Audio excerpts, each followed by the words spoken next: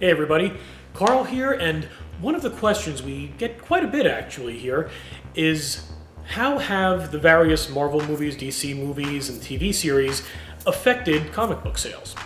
And the answer may not surprise you, or it may surprise you a little bit. And obviously I can't speak for comic sales across the country, I can only speak from our personal experience here at ToyWiz, but I'm going to tell you a little bit about it.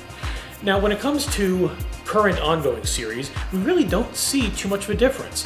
When the Avengers movies came out, we didn't really see a lot of interest in the, or at least any changed interest, I should say, in the ongoing Avengers series.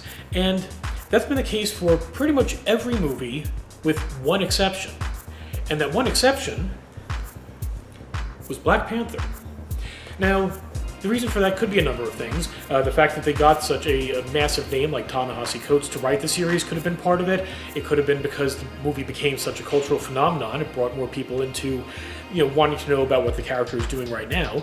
But this was the only book that I saw an increase in current comic book interest.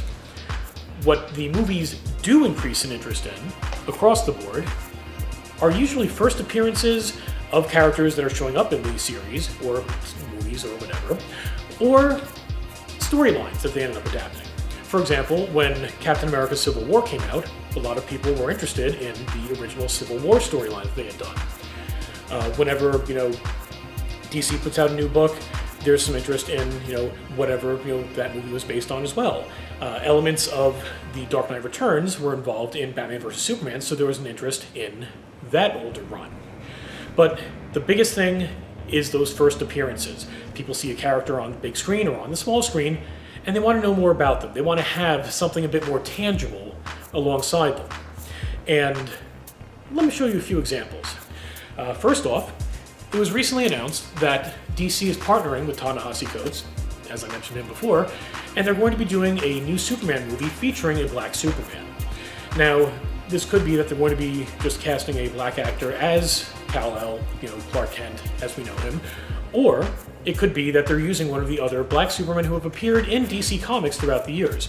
And the current favorite, as far as the odds for who it's going to be, is a character named Calvin Ellis, the Superman of Earth 23, who was introduced in Final Crisis number 7, created by Grant Morrison and artist Doug Mahnke. And in addition to that first appearance in Final Crisis gaining interest, his first cover appearance also saw a lot of interest. You see, it's one thing when the character shows up in the book, but the first time they're there right on the cover where you can just see them in all their glory, and really the cover art, not to knock the interior art by any stretch of the imagination, these books are beautiful, but when you're doing a cover, you have the full page. It's like when you do a splash page on the interiors. The artists can really let themselves go and really put a lot into it. So when you see that cover grabbing your eye with that character, that also gets some increased interest. Some other books that have seen those increases. One of them that has been extremely hot lately, and has been for a while now, ever since Spider-Man Into the Spider-Verse came out, is the first appearance of Miles Morales in Ultimate Fallout 4.